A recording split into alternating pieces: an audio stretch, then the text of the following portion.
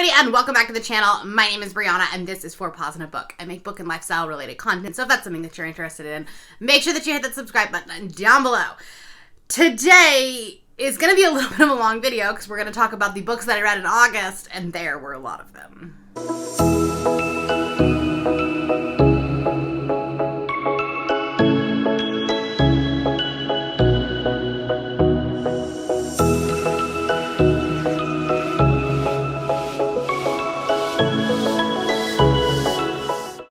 Like I said, this is the biggest book reading month, whatever, that I've had all year, possibly ever. I know it's more than anything in 2020. I didn't go back and look at 2019, so I'm not sure about that. Grab yourself a coffee. I read a total of 20 books, which is insane.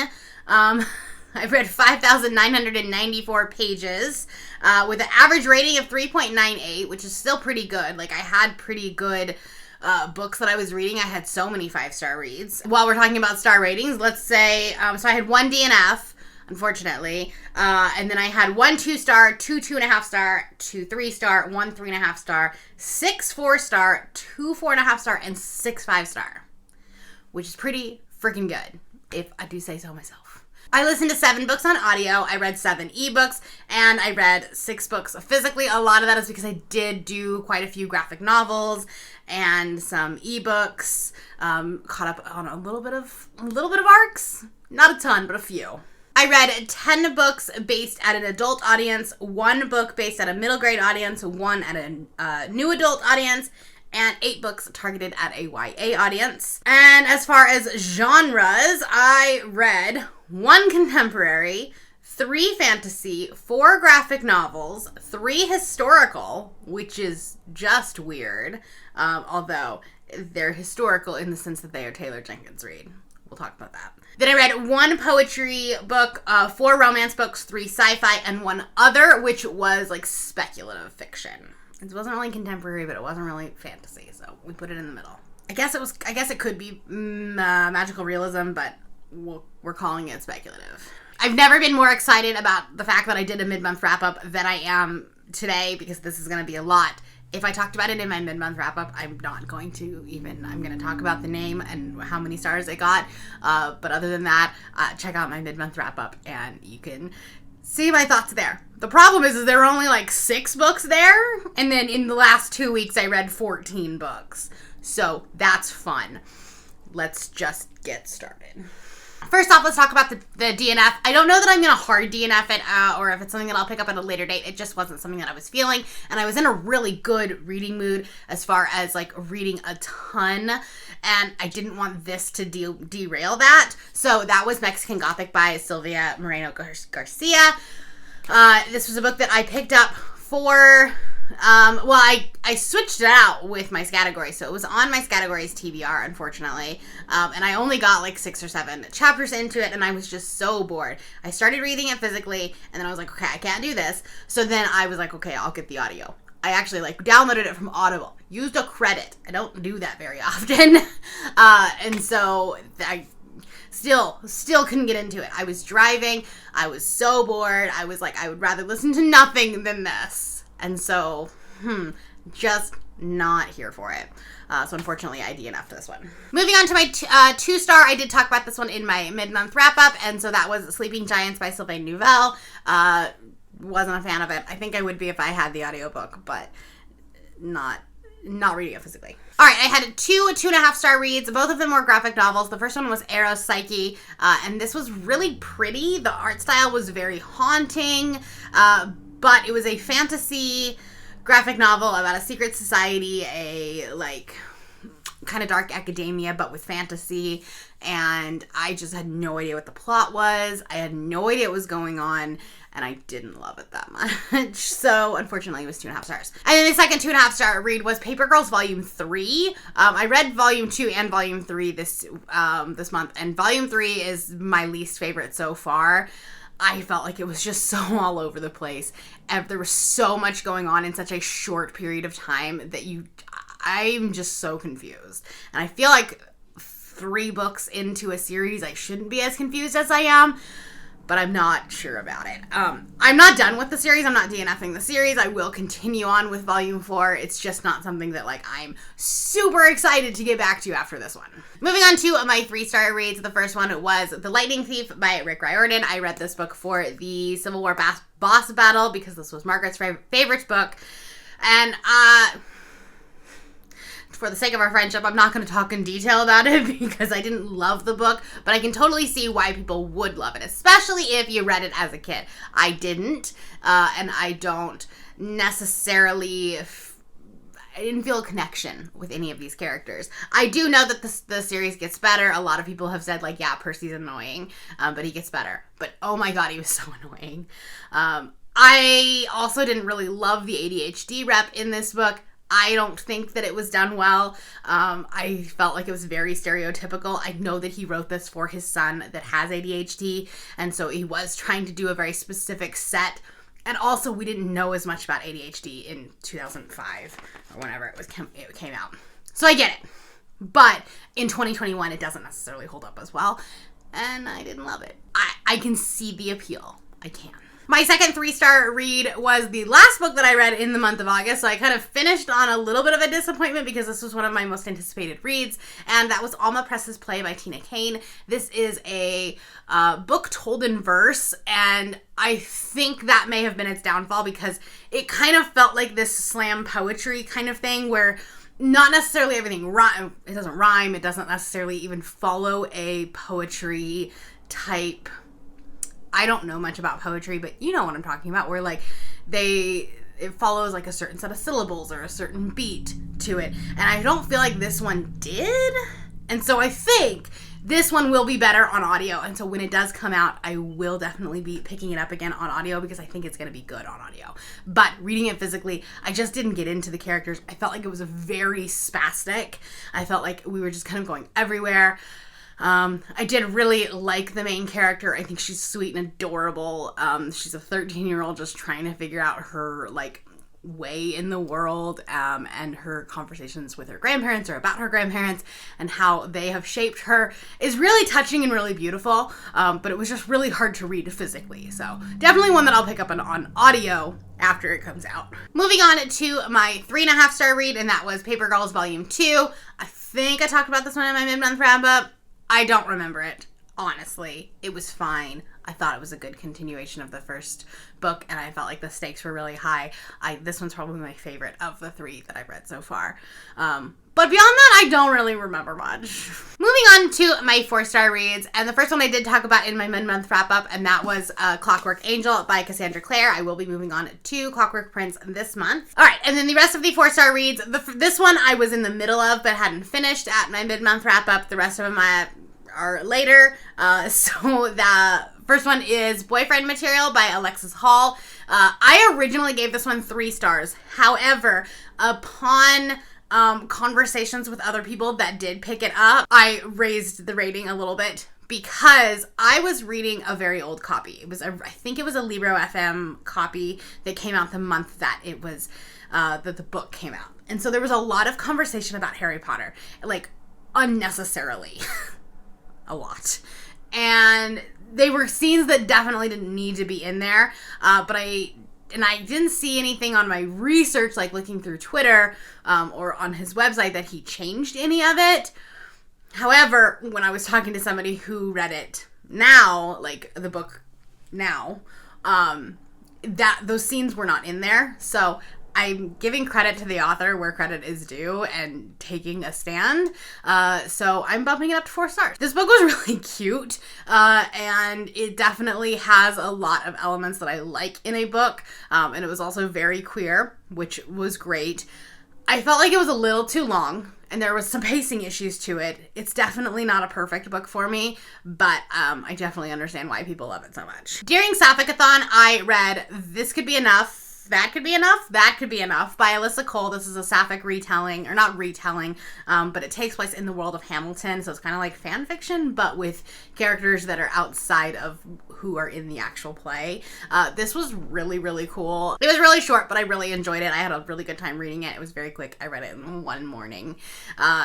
And it has a very Jane Austen feel to it in its writing style, which I really appreciate. Alyssa Cole doesn't normally write like that. I've read a few other things from her, but this one kind of felt very like classics in nature. And I liked that style change because it was in that time period, so it felt like it belonged there. This is about two girls, one who is a business owner. She owns I think it's a bookstore, and then also she wants to purchase the building next to it as a bed and breakfast. And then there's another girl who is, no, it's not a bookstore, it's a seamstress, she makes dresses and stuff. That's what it was. And then there's another girl who is in the inner circle of, why can't I think of her name? Mrs. Hamilton. Eliza. Yeah, Eliza. Okay, I don't know why I can't think of names today. But anyway, so she's in her inner circle. They end up meeting and they kind of form this like very physical relationship, and they're very attracted to each other. So it's a little insta-lovey, but like you kind of have to be in a novella that's 100 pages long. But I still really enjoyed it, and I felt like that there were still some really high stakes. There was a lot of conversation about like being gay in the early 1800s. And what I like about this book is it really does bring up the fact that like there were gay people in the 1800s. It wasn't like this is something that's just like new and revolutionary. There were people back then that had same-sex attractions, but they just couldn't like be out and proud like they can be now. So I liked that. Then as I was filming the Incomplete series, I kind of got a hankering to finish said series. And so I picked up The Life Below by Alexandra Monier. Also, this was a really read book, so it worked for the Civil War boss battle, which is kind of why I decided to pick it up. Not gonna lie. This book is the conclusion to the final six, and it takes place immediately after the final six ends. And it's like the final six ends on a very big cliffhanger, and then this one picks up immediately afterwards. This book is super fast-paced. It's very short. It's about 300 pages, so a lot happens in it. And I feel like this, in one occasion, I think would have been better as a trilogy. I know, I say it all the time that I don't love trilogies, and I wish a lot of them could just be duologies. This one could have at least used another 100 pages. If it wasn't going to be a trilogy, it needed at least another 100 pages because the ending was so fast, and I don't think it was concluded very well. It like rushed right up to the end, and then there was a little tiny epilogue. It wasn't completely satisfying. But the rest of the book was really good. I think that if you like Illuminae or Aurora Rising, or let me think. The 100 is definitely like, there's a lot of drama. There's a lot of teenage angst. This is basically the 100, but in space. But I really enjoyed it. Like, it's one of those books that I'm like, I don't know why I like this book so much, but I do. So, I actually recommend this book, but know going into it that you'll probably want to throw the book at the end. I also read Malibu Rising by Taylor Jenkins Reid and gave this one 4 stars as well. I really liked this one. It's not my favorite Taylor Jenkins Reid by any stretch of the imagination. Evelyn Hugo will always carry that trophy. But this one was interesting. This one has 2 different timelines that you're following. One is 1983 and it's current day, and it's a 24-hour time span that you are leading up to this party where you know that at the end of it, something's going to be on fire. That's in the synopsis. That's in like the very beginning of the book. You know that. However, then you kind of go back and forth between that timeline and a past timeline, which is where these kids are growing up. So these are the children of Mick Riva, who is one of the husbands in The 7 Husbands of Evelyn Hugo. So he has a family and then leaves them and marries Evelyn Hugo for 24 hours. He's the one that when they go down to Vegas and get married and then get annulled the next day. But anyway, he's in the music business, and then his kids are pro surfers. They're very rich. They're very wealthy. They like are celebrities in LA. So I really liked this one, but I think that I liked the past timeline and the timeline leading up to 1983 better than I liked the current timeline. After we got back to present day, and so basically the second the last third of the book, I think, is just present day, I was less intrigued by it. It was still good. It was very dramatic, but not my favorite thing. I wanted more of the past. If we could just have a whole book of that, I would love it. But still really good and really enjoy it. The last 4-star book that I'm going to talk about is going to be in tandem with my first 4.5-star read. And that was the first 2 books in the Wicked Villains series. The first one being Desperate Measures, which was my 4-star read. And the second one being Learn My Lesson. And these are by Katie Roberts. Learn My Lesson, I gave 4.5 stars. The Wicked Villains series is a BDSM mafia romance series. They kind of build on each other. You can read them alone, but you will be spoiled for the previous books, the ending of it, and they kind of go back like in succession. So for instance, I'm currently reading book number 3, and it immediately follows the events that take place in Learn My Lesson. They're separate stories, but they do kind of build on each other. So anyways, Learn My Lesson is the first one. That is a Jasmine and Jafar retelling. It is very sexy, very smutty. If you have never read Katie Robert, know that going into it. It's very, very smutty. First one, I do not recommend the audiobook. I do not like the narrator for Jafar. He's also the narrator for the 3rd book, so I just picked that one up on ebook instead. Beyond that, this was really, really good. I really like, especially in Desperate Measures, how you're in the head of Jasmine. And now these are very backwards retellings. So Jafar is the good guy, and Ali, Aladdin, is the villain of this series, and he's the bad guy in this situation.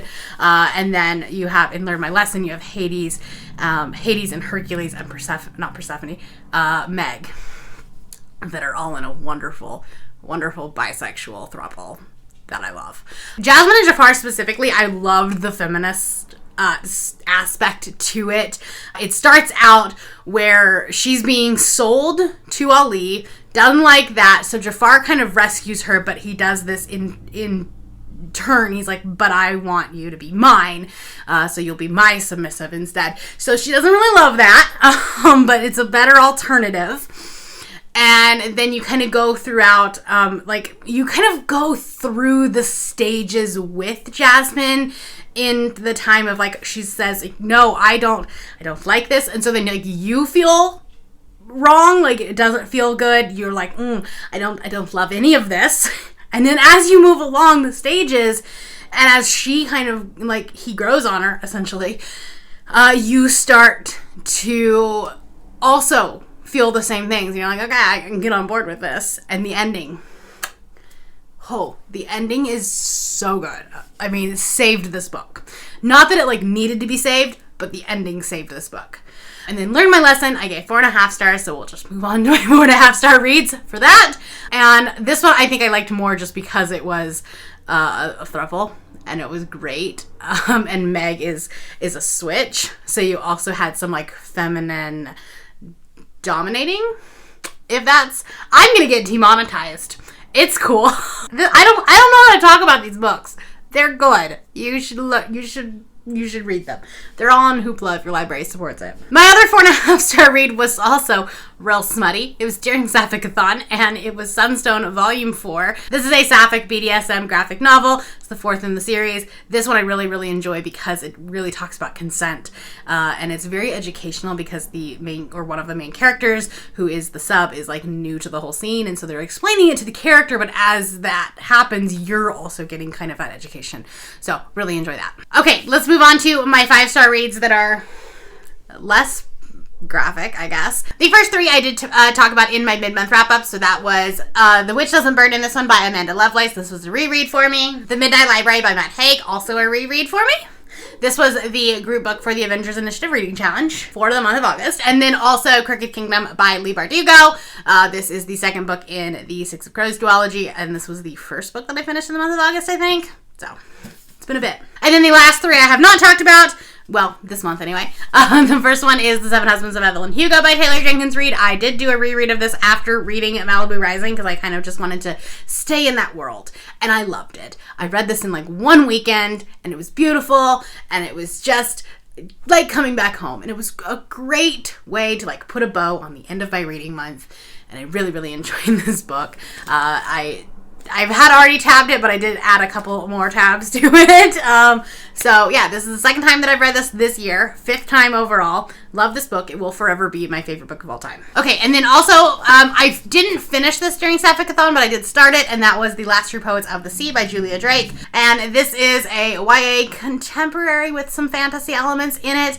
And it is about this girl who is trying to find a shipwreck that her grandmother was, or great-grandmother, something, I don't know, some sort of distant relative, was supposedly on, and then she was the only survivor. She swam to shore, she met this man, and those were the founders of this town. So she's trying to find that shipwreck because everyone believes that that's just myth and lore, and she wants to prove that it's actually true. This is also very quietly queer in the fact that we don't really like outright say, and like, I don't know, it's just part of life. And those are some of the sapphic stories that I really, really enjoy, are ones that it's not in your face.